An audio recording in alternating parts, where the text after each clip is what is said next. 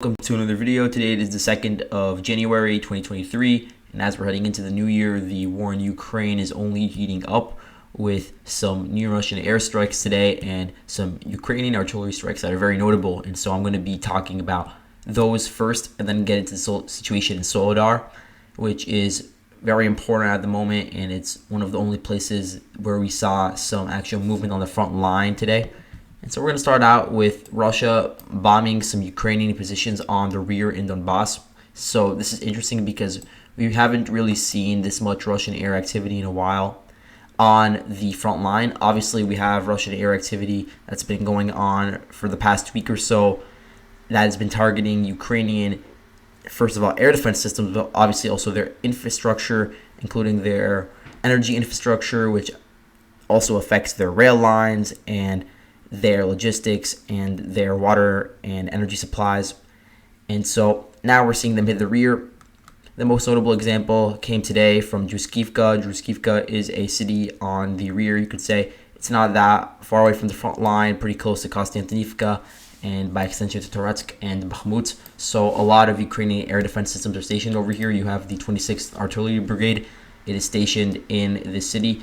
A lot of makeshift hospitals are set up over here to send wounded soldiers to because they don't have the proper medical supplies or the proper professionals to deal with these wounded men. So a lot of them are moved to Druskivka. And so we have a Russian strike over here geolocated to the Altair ice rink, which is next to the school number 6 over here.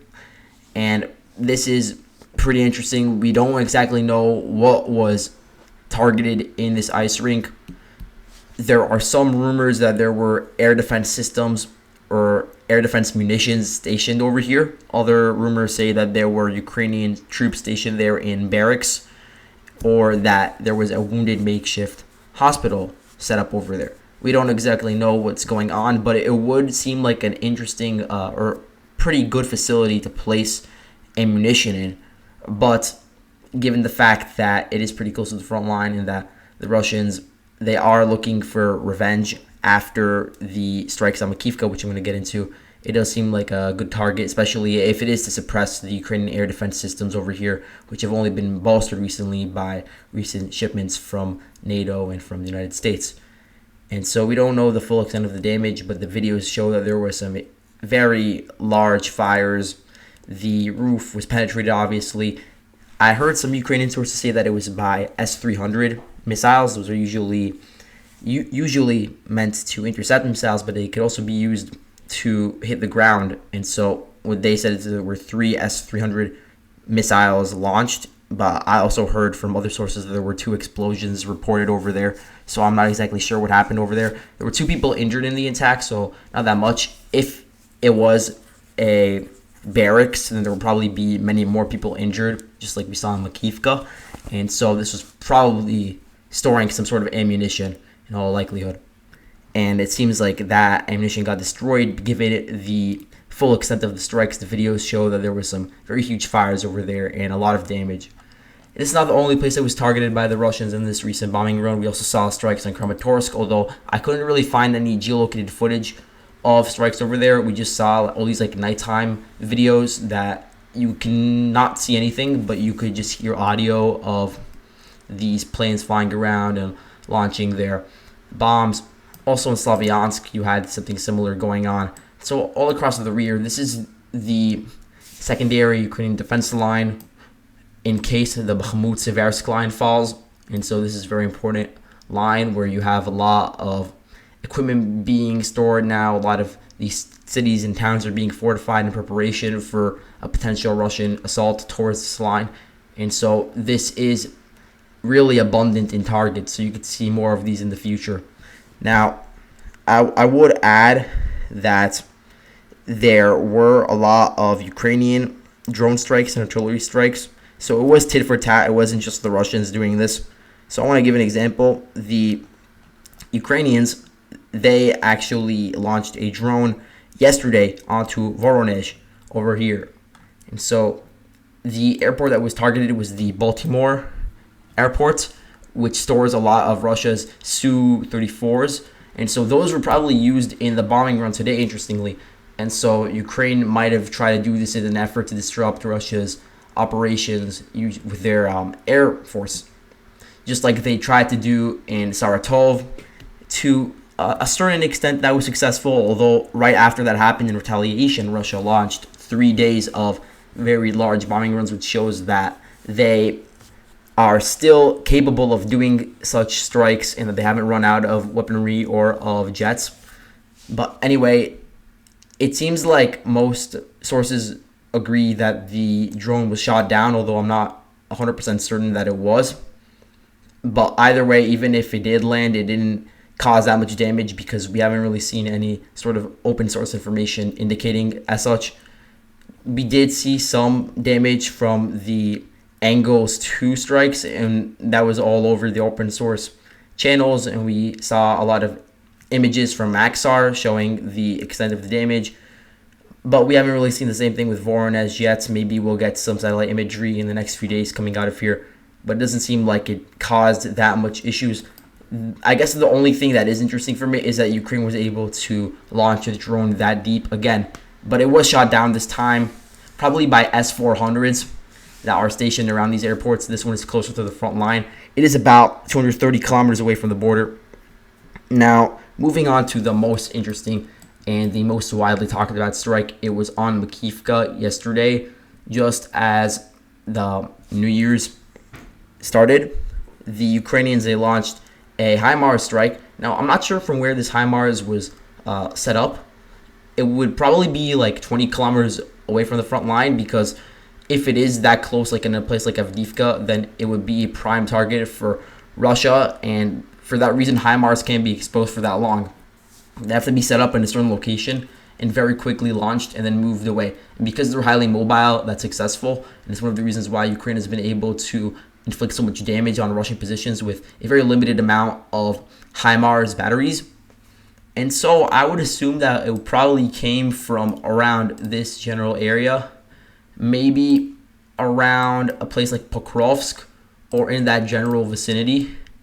There is the potential that Ukraine launched it from there. I don't think it would have been much closer because of the aforementioned reasons. But what's more important is where Makivka in the location is situated. You can see that the barracks that were hit are only about 10 kilometers away from the front line. And so you have this very important base only 10 kilometers away from the front line. There were some air defense systems present. The Russians, they say that they were able to shoot down 2 of the shells out of the 6 that were launched by a HIMARS pod. But either way, placing such a abundant target that close to the front lines is extremely dangerous, especially given the fact that in this vocational school, where it's about 3 stories and you had about 600 mobilized personnel stationed, there was ammo dumps that were located very close to the site of the barracks. And so when the HIMARS, they were launched and landed, it caused a secondary explosion because of all the ammo that was stored over there. And so there was this just huge ripple effect, and a lot of the floors, it's 3 stories, so all of them, they just collapsed all at once, and it caused an even larger casualty count. And now in terms of the exact casualties, we don't have really good concrete figures. The Russian Ministry of Defense came out a few hours ago saying that there were 63 dead, but this is very low estimation. And now other Russian sources are saying that they uncovered 89 dead. And as the rubble is uncovered, we're going to get more and more of these bodies, and so I would expect the number to rise up. Rybar, which has pretty good connections to the Russian military and to some of the people that are on the ground in Donbass, they say that there were about 110 dead. It's probably higher by now. And then you have some Ukrainian sources with more limited knowledge about the situation because they're not on the ground in Makivka. They don't have control of it. But they were saying that there is between 100, 200, 300, 400, 600 dead. This is probably not true. Maybe it's in the hundreds, but not all 600 died, obviously. But undoubtedly, there was some very heavy casualties for the Russians in this area. And now we're going to get a lot of, the Russians, they're going to get a lot of backlash from this, especially the high command, because we had similar accidents that we saw in this war where Russians, they just stationed a lot of their barracks and a lot of their positions in very bad positions that were totally exposed to Ukrainian artillery and to Ukrainian spotters, and they didn't put the necessary precautions to defend those targets, those key areas. So just like we saw in Engels 2 Air Base, which wasn't properly defended, the same thing goes for here. There wasn't the proper security system established to prevent these sort of attacks, which are impacting the rear, which is impacting ammo storage, because all the equipment in this barracks was also destroyed as well.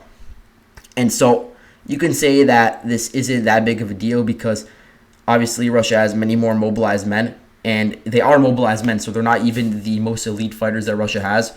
They could, in theory, be more expendable, although that is a very sad way of putting it. They are more expendable because they're mobilized men, so there's not as much value to them.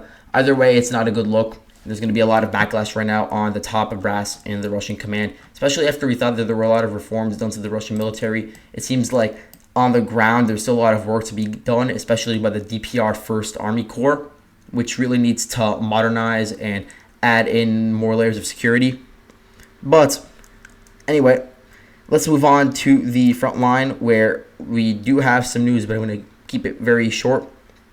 The Wagner Group was able to expand their control around Yakovlivka. You can see in recent days how they've really put an emphasis on advancing around Yakovlivka in a very strategic manner. They're not just going in guns blazing trying to take over the entire area. They're holding back, trying to destroy Ukrainian troop concentrations in the area, and then steadily advancing around forest belts and just trying to gain control of higher ground before they attack towns like Vesele and Rozdolivka, which is why we haven't seen fighting reach these towns up until now. Now the front line is pretty close to Vesele. The Ukrainians, they've heavily mined the town in an effort to prevent the Wagner Group from taking it, but given the fact that Vesele is pretty isolated in that it's basically enveloped from 3 sides, it will be very difficult for the Ukrainians to defend it for much longer. And it is a pretty small town, so it's not that big of a loss, but it does open the pathway to the town of Vimka, which is the only town nearby. And if Vimka falls, then it also puts Ivano-Darivka and Spirny in trouble. So again, this is all part of the Ukrainian Seversk-Bakhmut line. And so by chipping away at it one by one, it is weakening their defensive lines over here. Then, more importantly, they have positions set up around Rozdolivka. They overran about 7 Ukrainian positions in these open fields in recent days, including firing posts, observational posts, company positions, stuff like that. And they were able to gain a foothold pretty close to Rozdolivka. The problem with Rozdolivka, or the issue that it poses to Ukraine, is that if it falls, the Russians will be very close to the road that is connecting Seversk and Soledar, and by extension Bakhmut. And so if the Russians are able to take control of this town, they would also have control of the rail line. Obviously, it's not in use right now, but using those positions, they could also attack the road. And this would cut off supplies to 2 of the main cities that are being defended on the front line. And so that would destroy the cohesion that the Ukrainian army currently has. It would limit logistics, limit communication, transport, stuff like that. And it would cut off one of the main supply lines, obviously, for both cities. And using those new positions, they would be able to advance to the south and obviously attack some of the Ukrainian positions in northern Soledar. Also, by flanking and taking up positions in these forest belts, they were able to put pressure on the Ukrainian positions on the salt mine, which is one of the more fortified parts of Soledar. And so this would spread out the Ukrainian positions very thinly, because not only are they fighting on the front line right now in the southern part of Soledar, but they would also have to defend the salt mine. And so they would be stretched out pretty thin, and they would also be attacked from several key axes. And by being enveloped in this way, they might be forced to withdraw before they would get encircled, especially because at the same time, the Russians are also advancing in this open area in between Pitorodny and Bakhmutske.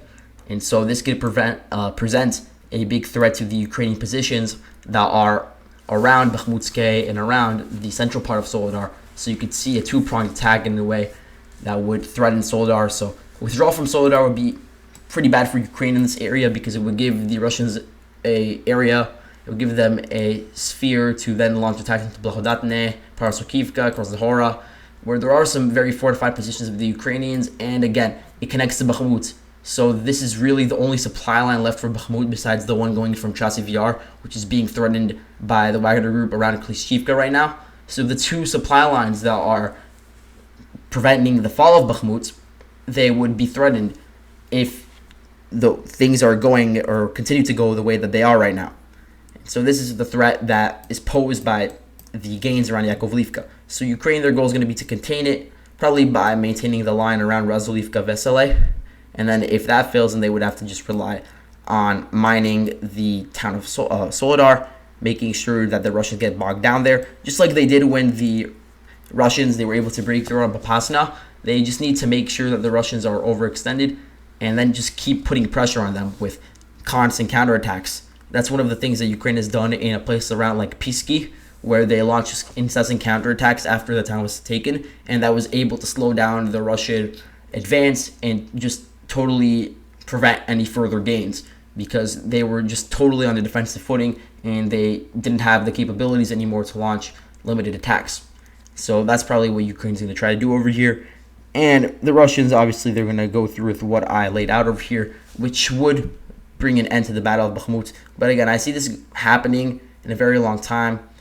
All of this is incremental. Remember that there's no real time frame for all of this. This could take as long as it needs to for the Russians at this point. They're just trying to fix the Ukrainians in positions that are favorable for the Russians on the battlefield.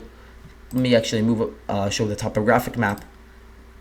If they have these positions in these higher elevation areas, which I'm going to circle over here, then they could threaten the towns of Razulivka, as I said, and Vesele.